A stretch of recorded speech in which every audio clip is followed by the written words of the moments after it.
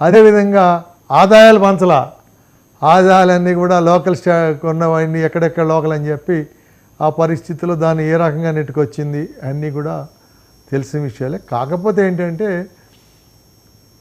ఇప్పుడు జరుగుతున్న నష్టం ప్రజలు ఈ 1924లో అంటే గతంలో రాజశేఖర రెడ్డి గారిని దృష్టిలో పెట్టుకుని కానీ, సరే రాజన్న పాలన అంటున్నారు, ఆయన కొడుకు కదా అంతకన్నా బాగా చేస్తాడేమో ఒక భావన కానీ, ఒక ఛాన్స్ కానీ, ఏదైనా కారణాల మూలంగా ఒక అవకాశం ఇవ్వాలనే చేసినప్పుడు అవకాశం ఈ 5 ఏళ్లలో విధ్వంసం సృష్టించింది ఆయన మాటలో స్పష్టంగా కనపడింది. నిజానికి ఆయన మాట్లాడిన దాంట్లో అన్ని వాస్తవాలు ఉన్నాయి, అవాస్తవం ఒక్కటి కూడా నాకు కనిపించలేదు. ఎందుకంటున్నా అంటే బాధితులనే నిందితులకు చేర్చడం అనేది మనం చూసాం. గాయాలు తిన్న వాళ్ళు పోలీస్ స్టేషన్కి వెళ్తే వాళ్ళ మీద వాళ్ళని కూర్చోబెట్టి కేసు రిజిస్టర్ చేయకుండా దాడి చేసిన వాళ్ళని పిలిపించుకుని వాళ్ళతో కంప్లైంట్ ఇచ్చి వీళ్ళని కేసులు పెట్టడం, ఈ యొక్క పోలీసు యొక్క రాజ్యం అరాచక పరిపాలన అనేది చూసాం. అదేవిధంగా మరి ఎవరైనా కానీ కష్టం అని చెప్తానికి వెళ్ళి కష్టం తీర్చకపోక సమస్యలు క్రియేట్ చేయటం, ప్రభుత్వం యొక్క పరిపాలన విమర్శిస్తే మరి వయోభేదం లేకుండా 70 ఏళ్ళు 80 ఏళ్ళు అనేవాడిని లేదా ఫేస్బుక్లోనో వాట్సాప్లో షేర్ చేశారని చెప్పి కేసులు పెట్టి సిఐడి అనేది నేర విచారణ కన్నా కూడా ప్రభుత్వానికి వ్యతిరేకంగా పోస్టులు పెట్టేవాళ్ళం, విమర్శలు చేసేవాళ్ళం, లేకపోతే ప్రభుత్వ ఒక చెంచా దారి వ్యవస్థ కింద పూర్తిగా అంటే వైసీపీ కండువా కట్టుకుని పనిచేసే విధంగా వైసీపీ విధంగా సిఐడి ఆ యొక్క వైసీపీ ఐడిగా వాళ్ళు చేసి మొత్తం పోలీస్ వ్యవస్థని సిఐడి వ్యవస్థని భ్రష్టు ఇచ్చి మరి అప్రతిష్ట పాలు చేశారనేది ఈ 5 ఏళ్ల పరిపాలన స్పష్టంగా కనపడతా ఉంది. మరి అదేవిధంగా అంటే గతంలో ఏంటంటే అందరూ ఒక ప్రచారం, చంద్రబాబు గారు మీడియాని కోర్టుని మేనేజ్ చేస్తాడనేది. మరి ఆ ప్రచారం తప్పని గత 5 ఏళ్ళలో తేలిపోయింది.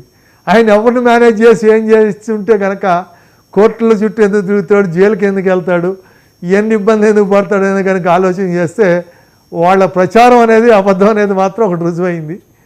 కానీ దానికి విరుద్ధంగా జగన్మోహన్ రెడ్డి మీద అన్ని కేసులు పెట్టినప్పటికి కూడా ఆయన పూర్తిగా న్యాయ వ్యవస్థని, పోలీసుని, సిఐడిని, ఈడీని కూడా మేనేజ్ చేసుకుంటూ అటాచ్మెంట్లు కాకుండా 10 ఏళ్ళుగా మరి ఆ కేసులు ముందుకు పోకుండా కోర్టుకి వెళ్లకుండా నేను ఎట్లా మేనేజ్ చేయగలను అనేది ఆయన రుజువు చేయడం కూడా స్పష్టంగా కనపడింది.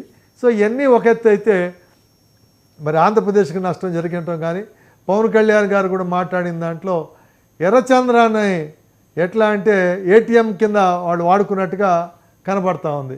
ఎర్రచంద్రం అంతా బెంగళూరు దగ్గర కాబట్టి శేషాచలం టు నేపాల్ వయా కర్ణాటక అదే ఇప్పుడు ఏపీ నుంచి దాటించాలంటే ఇటు కుప్పం నుంచి, కోలార్ నుంచి, బళ్ళార్ నుంచి ఇట్లన్నీ తీసుకున్నట్టయితే అనంతపూర్ బెంగళూరు నుంచి కానీ ఏపీ బోర్డర్లో ఉన్న బెంగళూరు వెళ్ళటానికి అన్ని వేలు ఉన్నాయి కాబట్టి అన్నీ ఉపయోగించుకొని తమిళనాడుకి వెళ్తే ఏంటంటే అక్కడి నుంచి మళ్ళీ షిప్కో ఇంకో దానికో పోవాల్సి వస్తుంది తప్ప రోడ్డు మార్గం వెళ్ళే అవకాశాలు లేవు. కాబట్టి బెంగళూరు నుంచి పోయి అటు మైసూరు శాండిల్ అన్నీ ఉంది కాబట్టి అటు మైసూరు కింద ఏదో ముద్ర ఇప్పుడు గతంలో మనం చూసాం, ఏది ఆంధ్రప్రదేశ్లో ఐరన్ ఓర్ అంతా తమ్ముకుని బళ్ళారి పేరుతో వేబిల్స్ తీసుకుని మరి ఏ రకంగా దోపిడీ జరిగిందో మనం గమనించాం.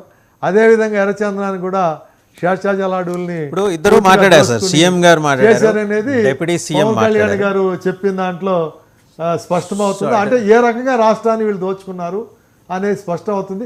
నాకు కూడా తెలుసు, నాకు ఎందుకంటే సంఘాల పరంగా తిరిగాను కాబట్టి ఈవెన్ ఎంప్లాయీస్లో కూడా కొంతమంది ఎందుకు సస్పెండ్ అయ్యారు అంటే వాడు అనవసరంగా ఎర్రచంద్రం దాంట్లో ఇన్వాల్వ్ అయ్యాడు సార్, అందుకు సస్పెండ్ చేయాలి. అంటే ముఖ్యంగా రాయచోటి, రాజంపేట, కోడూరు, ఇటు మదనపల్లి ఈ బెల్ట్ అనమాట, ఇదంతా తిరుపతి నుంచి ఇటు వచ్చి ఈ బెల్ట్ రాజం